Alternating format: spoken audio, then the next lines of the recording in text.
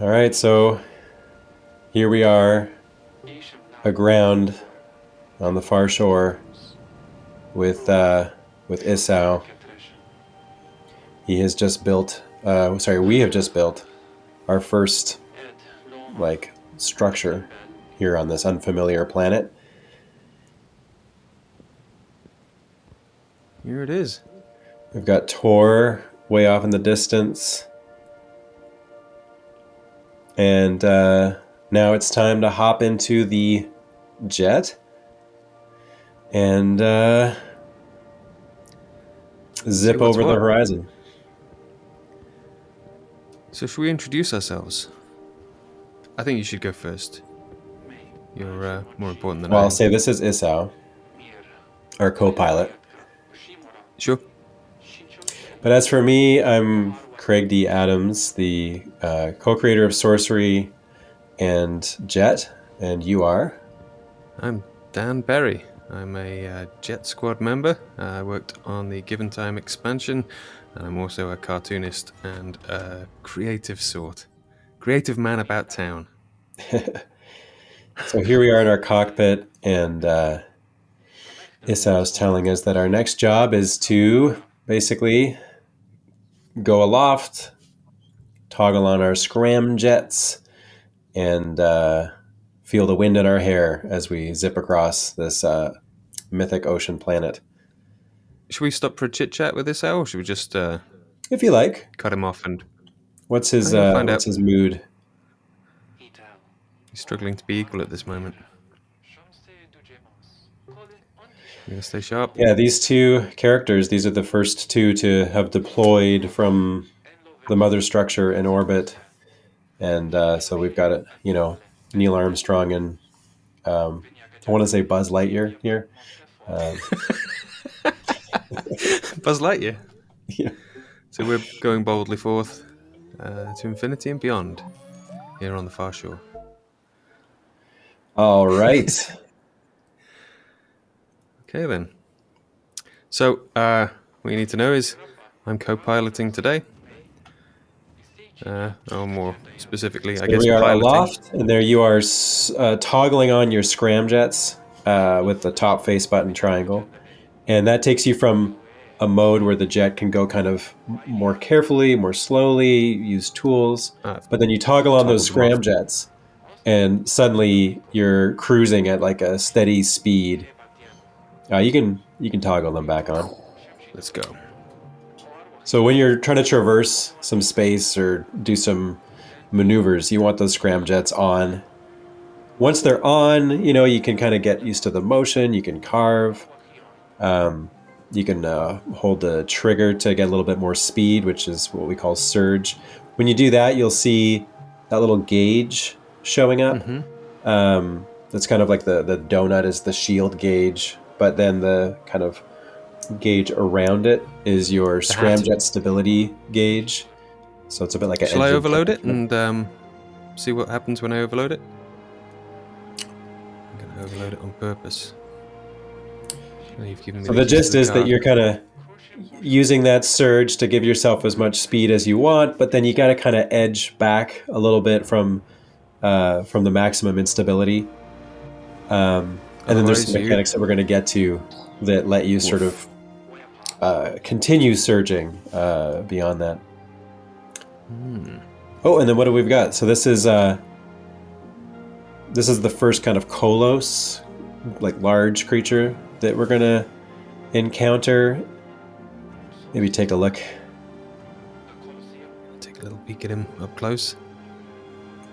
So the fiction is that these JETT scouts, they've been like in the mother structure looking down for a period of time, observing the planet, and they've seen traces of these, various larger creatures.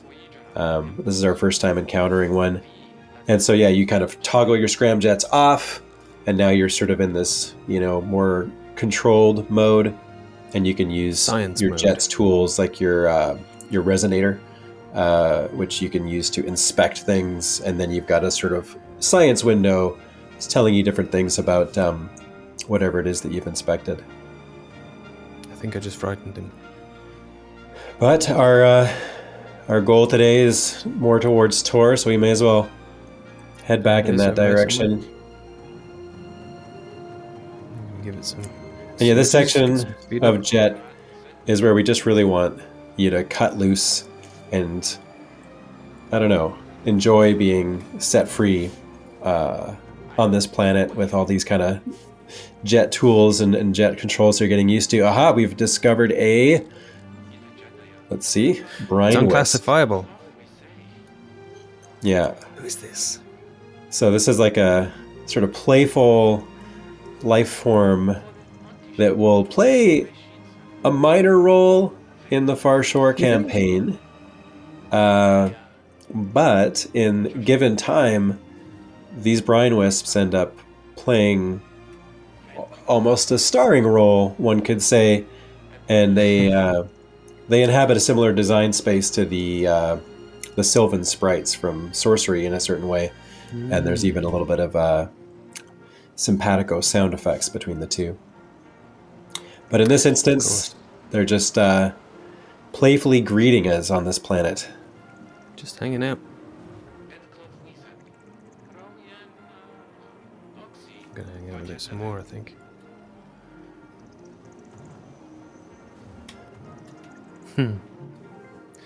Right, where are we going? Scouts Prospect. Proceed to Scouts Prospect, which is kind of over towards Tor. There's the story up until now, May and Isao, they've deployed from the mother structure, but one thing led to another. They ended up off course, so they're just kind of trekking in from the ocean. They got blustered around a little bit.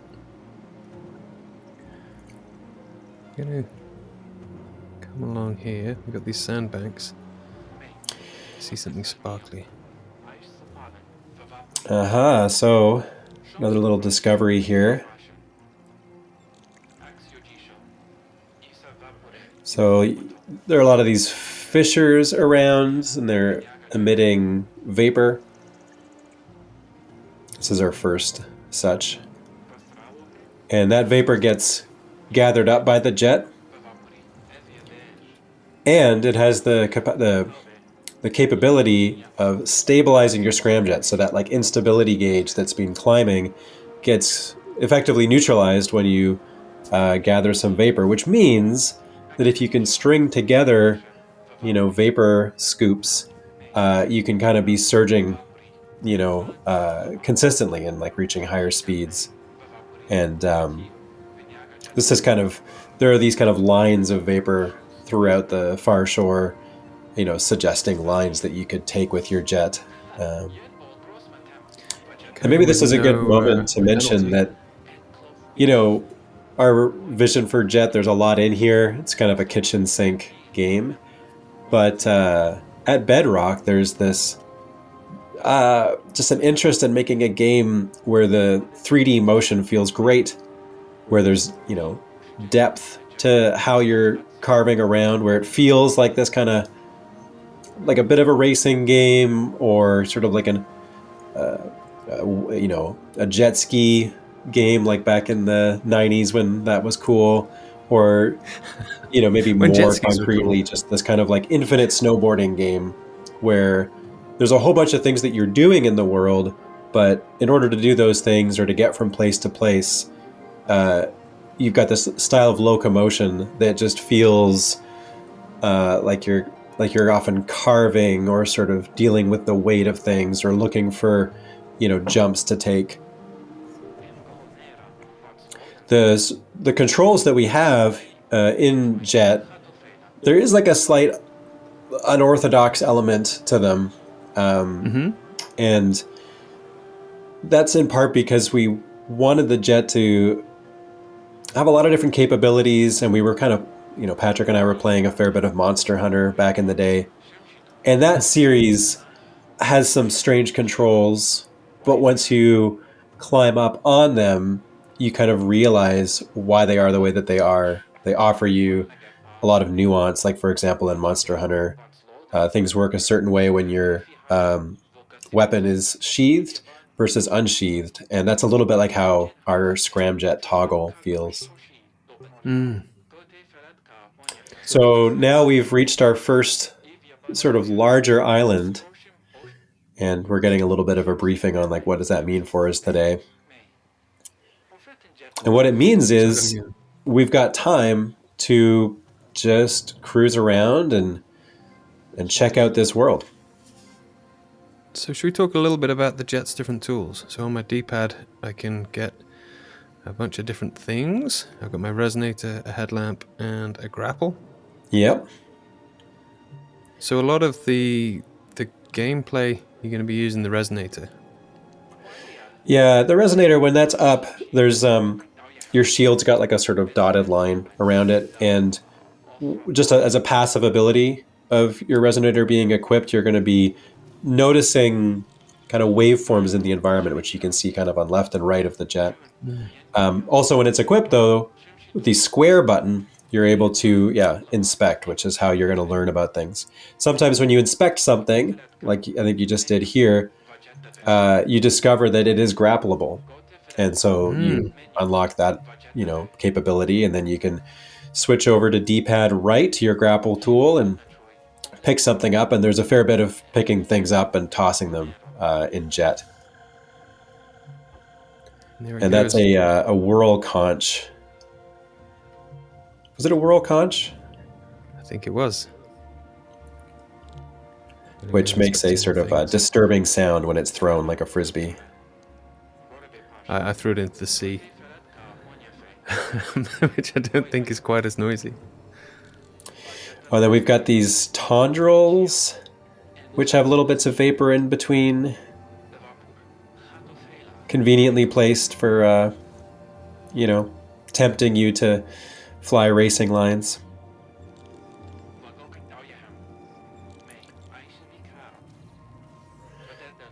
There's the old photo floor. So let's see what the inspector's telling us.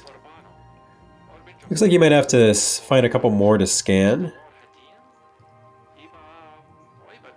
Okay, what's that going to say? Dazzle Okay, so light. response to dazzle light. So you've got another jet tool that you could. Shine my light Well, on it. howdy. Hey, look at that now. Now I wonder if it So there's then... a fair bit of this kind of stuff. These colorful grasses, I guess you could describe them as, in Jet.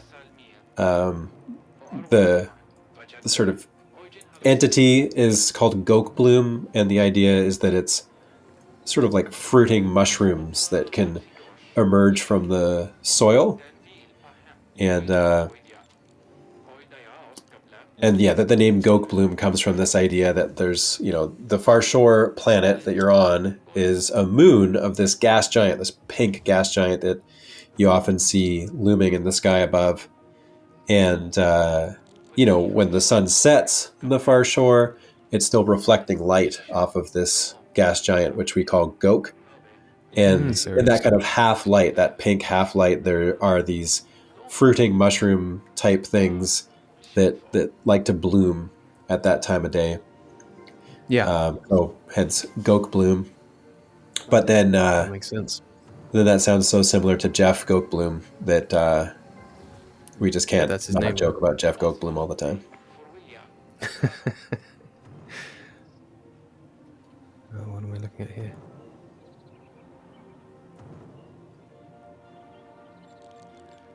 What are these guys? The hoppers. They're tiny, or regular sized, and everything else is really big. They're actually a decent size. We used to be able to get out of the jet in all these different kinds of places, and yeah, no, they're giraffe sized. One of the fun things in jet is, you get so used to just zooming around with this kind of pulled back camera in seeing the jet from this perspective. But then, when you do put down and get out, the scale of things hits you in a fresh way. And you realize that the jet's actually pretty big, and therefore Yeah. all the other entities in this world are impressively large. Oh yeah, Salma.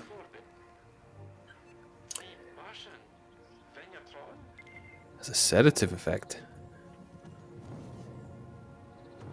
Noted. Now, here in the 2020s, that sounds quite nice.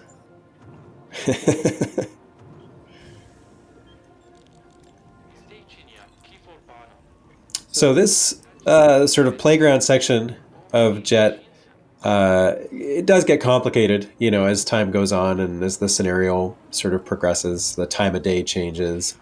Gok, that, planet we were talking about, will rise in the sky and kind of loom over everything. And then you'll have this obstacle to contend with called the gloaming, which is this kind of atmospheric disturbance that gets kicked up, from basically from midnight to 3 a.m., during which time your jet, kind of needs to be seeking shade from the gloaming and even shelter. And that's sort of how this, initial scenario winds up. The following day, we meet up with the other scouts, and there's a scenario there that we're going to cover in a sort of subsequent stream. By the magic of video editing. That's cool. I like that. Popping up and these little jump pads. More Gok Bloom. Nice. So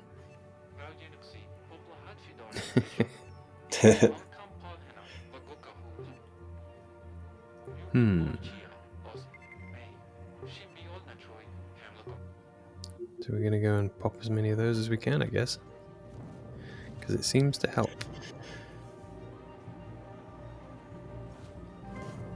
Well, what do you say? Shall we wind this down? Yeah. Sorry, I'm all caught up now. You go on without me. I'll be right here. This does tend to happen. Or you just go, I just gotta see what's over here again. One last triumphant pop. Poof. There we go. Looks like you're.